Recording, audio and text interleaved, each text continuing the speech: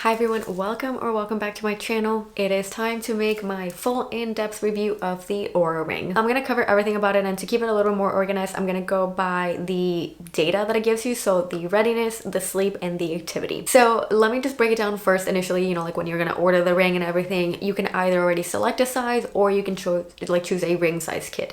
I personally went with the ring size kit because I wasn't very confident in what size I would wear, and so I just preferred to do that. I ended up trying it. I ended up, being torn between two sizes, a 7 and a size 8. And after, really thinking about it and actually DMing Oura, they recommended going with a size 7 because even though, like the 8 was still comfortable, it was slightly more loose. And so they said, you want it to be a tighter yet comfortable fit so that it can really get all your metrics correctly. Now, I was originally wearing it on this finger, but it ended up happening that I am either allergic or I don't know what's going on. I don't know if you can see it very well. It's kind of peeling there. It was worse last week. It's already been like a week, so it's doing a little bit better. It's healing, but I woke up and it was like super red and definitely peeling and just extremely dry and everything. So I was like, I'm just gonna give it a break, and luckily it also fits on my middle finger, so I'm just wearing it on my middle finger right now. I have very sensitive skin, so I will caveat that it's not like everybody might have this reaction. I also get that reaction with my watch all the time, which is why I typically also take a break from it. It could just be my skin that is very sensitive. So just wanted to be transparent though, and share my experience. Anyway, so that's the experience, figuring out the size and everything. Once I was confident in the size to get, I literally just placed the order, or selected the size. The order had already been placed, so you just had to select what size you wanted to get, and it arrived within 2 or 3 days, super quick. I charged it. The first charge I think was 40 minutes, maybe a little bit less, I can't remember now, but it literally didn't take very long until it got to 100%, and then I was ready to wear my ring. Now, I will say the first 2 weeks of data, if you had asked me, I would have said no, it's not worth it. The ring was giving me all these scores, high readiness score, high sleep score, and I was exhausted. I definitely knew that I hadn't slept well.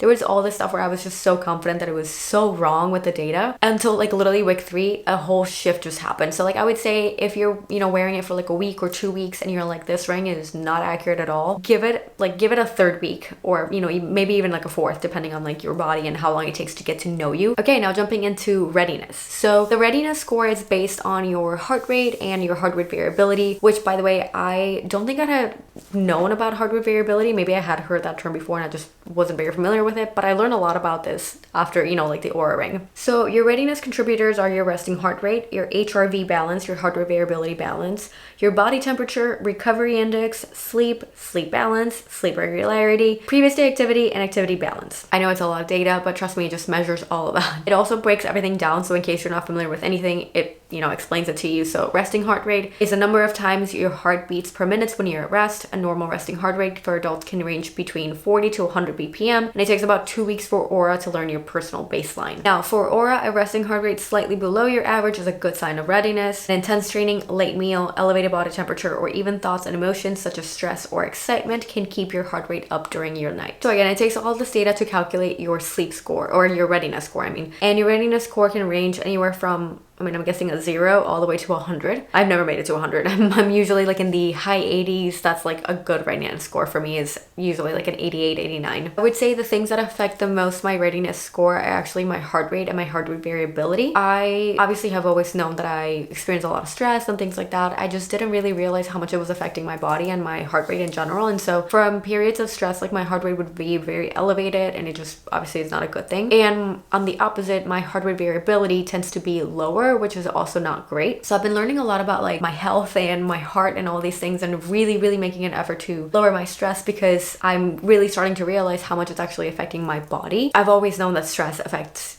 every part of you, or I should say chronic stress. Obviously, acute stress is healthier for you. Some of we need acute stress every so often. It is also a way to protect ourselves and keep us alive if we are able to experience stress. That then allows us to react quickly to things and know okay, we should not be experiencing those things. We need to run away from these things. However, when you're constantly in a state of stress, chronic stress, it's definitely not good, which is more the side where I lean on. And again, it's not a good thing. So I started realizing really how, in a way, elevated my heart rate tends to be, and my HRV tends to be pretty low, which is also a sign that my body isn't really able to be really, low heart rate when I'm really calm and then elevated when I'm stressed out. It's mostly always like higher. And so I just end up pretty much always being in a fight or flight mode, which is not good. And that is one thing that the Oura has really taught me and made me realize, and now I'm really working on it. And the days that I actually prioritize meditating and sleeping and all these other things, my heart rate variability immediately starts going up. So it's a positive thing in the sense that like I'm able to see the effects of just small things that I implement into my routine and how much it actually affects me in a positive way. Again, so like I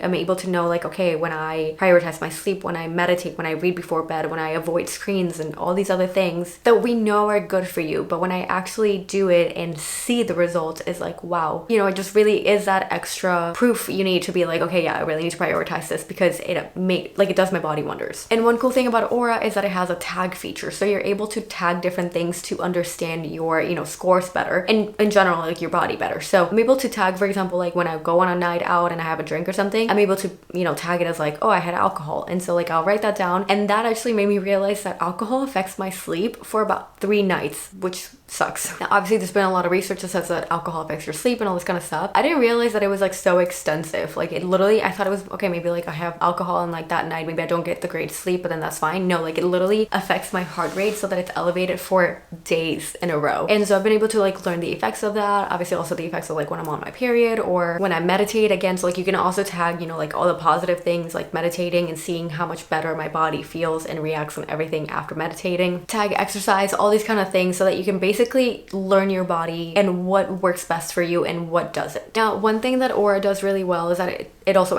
you know, includes like the previous day activity and all that kind of stuff into your readiness score, because for Oura, it is important to still take rest days. So obviously you want to be active, you want to, you know, get enough steps in, do your workouts, all that kind of stuff, but it really also prioritizes resting. So it definitely makes it a point that if you're not resting enough, it'll say like, hey, listen, like you're pushing yourself too hard, you need to take a rest day, or you need to take a break, you need to slow down today, which I think is really cool. Now, like I said, the first 2 weeks, the data seemed pretty off. It really wasn't helping. And at the same time, the data was literally just data. Like it wasn't telling me anything. So it was kind of like, okay, this is your sleep score, period. This is your readiness score, nothing else. Now it tells me like, hey, this is your readiness scores. It indicates that you did X, Y, Z. So on days where, you know, it notices that my heart rate is elevated, it'll say like, this is your readiness score. It's actually a little bit low for your baseline. It could be things like, you know, sleeping, not sleeping enough, or stress, or drinking, or a late, you know, like big meal and stuff like that. All of these things could have, you know, this effect on your readiness score. And then that gets me thinking like, okay, which of these things could I have done? And then, you know, start realizing like, oh, okay, yeah, definitely, like I ate a large meal before bed or something like that. And then I'm like, that's probably why my readiness score was affected. So it started actually giving me information in terms of what could be triggering that, and also like what I could do. So it can say like, why don't you take it easy today and try this meditation? Or, you know, like maybe you're up for something like a little bit different, do something for your body that is, you know, gonna get you moving and going and ready to go. So it became less like your readiness score today is 70 to your readiness score is this because probably XYZ. Okay, now in terms of the sleep data. So for the sleep data, the factors that it takes into account is the total sleep, the efficiency, which it says it reflects the percentage of time spent asleep compared to the time spent awake while in bed. Restfulness, REM sleep, deep sleep, latency, and timing. Now all of those factors play a role in your sleep score, and so I mean personally I typically have them pretty well. The ones that are normally in my like orange-ish or red scores are the total sleep and the latency. So I tend to fall asleep pretty quickly, which if it's too quickly or deems it as you're way too tired and you're not actually resting enough, because you shouldn't be falling asleep that quickly. Like it should take you about like 5 or 10 minutes to fall asleep. A lot of times I fall asleep within like 1 to 2 minutes, and Aura's like, no, that means you're exhausted, so you're not resting enough, and so your body's like way too tired. And there are times where I unfortunately don't get, you know, a long night of sleep. Like I only get like 6 hours sometimes, and so that's when I get a not so good score, because it'll be like, you definitely didn't sleep enough. Now Oura currently has a new sleep staging beta, and I can actually really tell the difference between my non-beta scores and my beta scores, and I prefer the beta scores. I feel like my beta, you know, information is a lot more accurate in terms of, you know, when I'm actually awake versus when I'm actually sleeping and all that kind of stuff. And so in that sense it's a lot better, and I do prefer it. I do keep it, you know, on turned on like on the beta. beta. However, right now, because it is on beta, that data is not being reflected in your, total sleep score. So it's not taking into account if it says that you were, on deep sleep for 2 hours versus the non-beta says it was an hour and a half. The sleep score is going to reflect the hour and a half, not the 2-hour data, because again, it's still in beta, so it hasn't fully progressed. But I do still like having the beta on because I'm able to actually see more of those sleep stages. And, obviously like take the sleep stages with a grain of salt because it's still, like data from your, ring, not like your finger, not like your actual,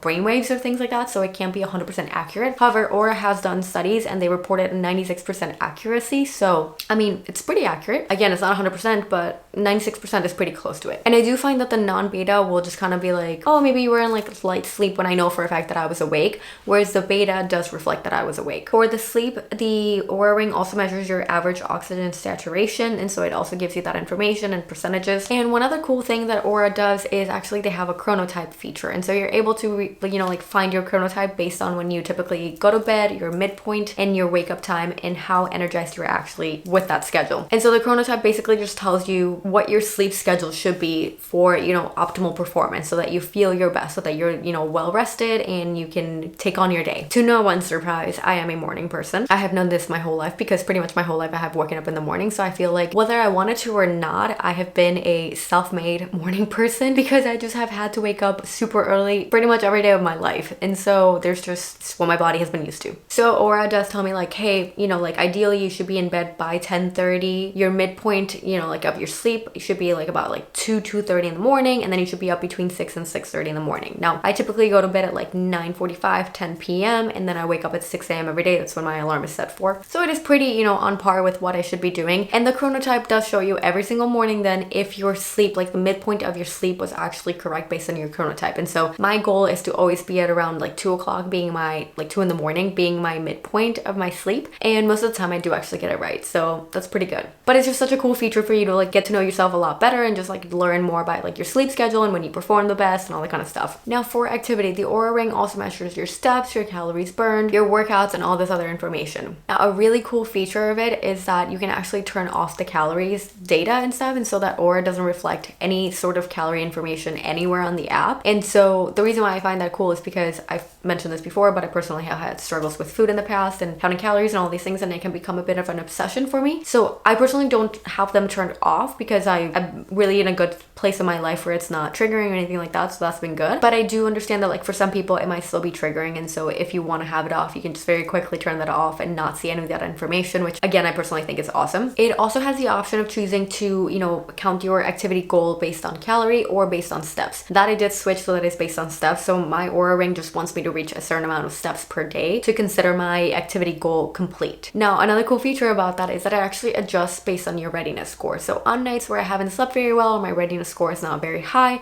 it actually decreases that number of steps that I should be taking in the day. So when I've had a good readiness score, it'll tell me to walk like 10,500 steps. When I haven't, it'll go down to like 8,000 to 8,500 steps. And so it'll adjust based on that. I personally, since I've gotten the ring, thank God I haven't been sick or anything like that, but I have heard from friends who have it that when they've been feeling sick, the Oura Ring automatically just like reduces the steps because it's like, hey, it doesn't look like you're, doing too well. Your body temperature is typically elevated and all that kind of stuff. And so it just has all this data where it basically tells you that it looks like you're getting sick, so we're going to like decrease everything just to prioritize rest. You can also enter rest mode and on the ring, so like on the app you can turn on rest mode if you've been feeling sick and for some reason the Oura Ring is not detecting it and it's not automatically putting it in rest mode. You can actually manually select rest mode so that the ring just allows you to take it easier. So anyway, that's one part of the activity information. The factors that contribute to the activity score is basically stay active, which is like how much inactivity are you having, and is it mostly activity versus inactivity. Move every hour, it does want you to like get up and move every hour, just like my watch does too. Meet your daily goals, training frequency, training volume, and recovery time. So again, Oura does really prioritize resting and recovery and making sure that of course you are training, but also taking some time off between training so that you can give your body a break. And then it also shows you kind of like your movement and how intense to moderate to like low it has been throughout the day. And ideally you'll have like a nice balance. If I've had actually like 3 days in a row where I've had like high activity training, or it's kind of like, hey, you're training too much, like take it easy, which is super cool. It's literally like keeping me accountable in terms of what workouts I'm doing and like giving my body a rest and everything like that. And the opposite is also true. If I'm going too easy and only doing light workouts, or I will be like, hey, you can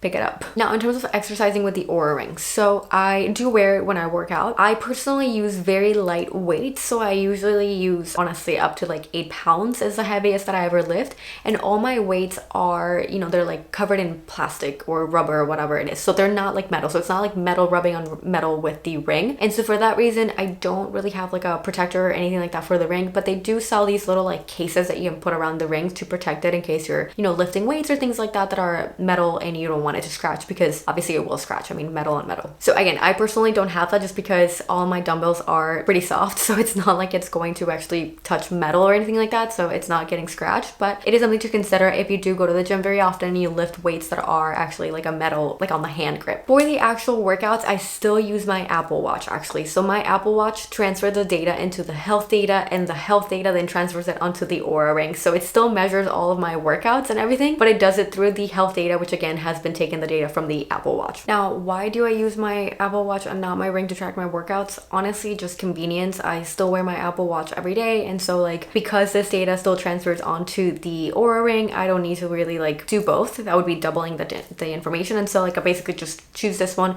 and then that transfers to the health data, and it does that. Now, I have heard from plenty of people that have tried using the Oura Ring to track their workouts, and they feel like the data is a little bit overestimated, which in general, any of these fitness trackers that are not worn actually really close to the heart are more likely going to be, you know, like overestimate data, and so, or just not very accurate data in terms of like calorie burns and all that kind of stuff. And so in general, I just do it mostly to like monitor my heart rate and make sure that I'm in the right zones and things like that. But all of these heart rate monitors, or, you know, like workout activity trackers, I mean, you know, take everything with a grain of salt. The other thing that the Oura Ring measures is your steps, and I have felt like my steps on my Oura Ring are definitely always a lot higher than the steps on my Apple Watch when I'm not walking on my work like under a desk treadmill, and I'll explain why in a second. However, if you haven't noticed from my videos, I definitely am a hand talker, and so because I'm constantly like talking and moving and all these things, my Oura Ring sometimes recognizes that as steps. So if I'm telling a story and I'm really, you know, talking with my hands like this and doing all that kind of stuff, then my Oura Ring is like, hey, you're walking, and so it just takes those as steps, I guess. Now, when I am working and walking with my under desk treadmill, I put this one on around my ankle so that it actually tracks my steps. And the reason why the Oura Ring then ends up like measuring less steps than my Apple Watch does is because the, you know, like I'm obviously like typing and everything, and my hands are just like standing there, just moving, typing, and not actually, you know, being part of the walking movement. And so then my Oura Ring doesn't measure as many steps as my Apple Watch does because it's pretty much static there. So again, just something to keep in mind if, you know, you have a standing desk or like an under desk treadmill and you're walking, this is probably not going to report the most accurate steps. Another cool feature that the Oura Ring has is that it actually asks you to set up goals that you want to, you know, monitor and work towards. And so I personally said that the, you know, focus area that I want to have is managing my stress levels, because as I mentioned earlier, it's definitely something that is a big thing for me. It does have this like dedicated screen where it tells me like, this is how your score is based on the factors that we know will improve the, you know, like your focus area. So like stress for me. So it has my heart rate variability, my total sleep, and my restorative time. Those are the 3 factors that I need to focus on in order to be able to like improve my stress levels. And so every day I'm able to check in there and basically see like what's going on with my information, you know, like do I need to prioritize something over the other? That's when I started realizing like the more that I prioritize meditating and really getting enough rest, I feel so much better. My heart rate variability significantly increases, which is really good, and my heart rate also decreases, which again is also very good. I think one of the biggest things for me with the Oura Ring is that it has actually helped me get to know myself and my body so much better, and for that reason I think it is 100% worth it. I know some people that they say that they just couldn't handle it because they felt like they became way too obsessed with having these perfect scores for readiness and for sleep, and I totally get that, but I feel like for me, I am at a place where I'm not focused on having the perfect scores for those. I'm just really focusing on making sure that my body in general is recovering, is, you know, handling stress properly, that I can reduce stress as much as I can, prioritize meditating, wellness, all these kind of things. And so for me, it's been more like what, you know, what works with my body versus what makes my body feel worse, and then making sure I do more of what feels good for my body. So I think if you're just trying to get to know your body and understand, you know, what works for you better and things like that, I think the Oura Ring is perfect. Okay, and lastly, another feature that the Oura Ring has is, you know, it also like tracks your period, and so it does it through your body temperature. It actually takes my body temperature every morning, and it tells me like body temperatures plus 0.1 degrees from your average or like your baseline.